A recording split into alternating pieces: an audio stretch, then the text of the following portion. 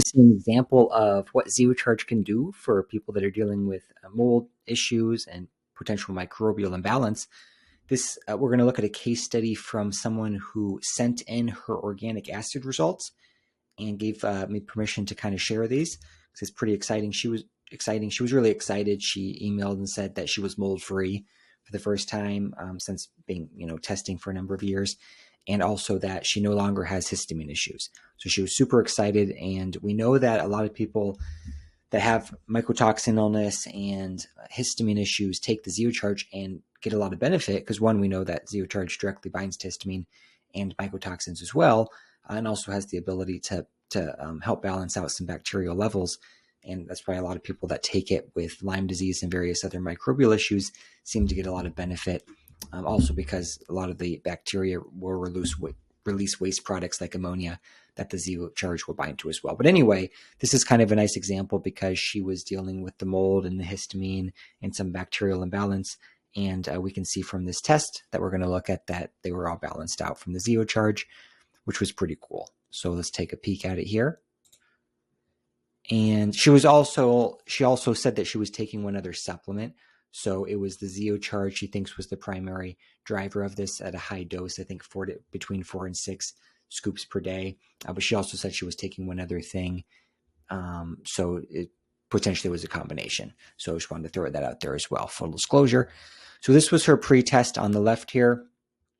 We can see that a lot of the things were in the high level, a lot of imbalance. That's 1, 2, 3, 4, 7 things.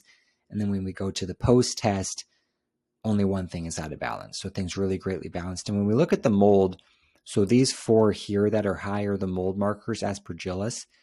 And I mean, we see here it was 61. And then we go over here, it's 2.7. So it went from 61 to 2.7, which is well within the normal range. So, I mean, just completely took care of that problem. And then another Aspergillus marker, we have, this one's at 150, and now it's down to 10. So incredible reduction again, once again, within the normal range. And then we have these other ones, Arabinose 44. Over here, we're back down to 19. And then we have 51. And that went down to 0.04. So basically 0. So pretty incredible. Really reduced those.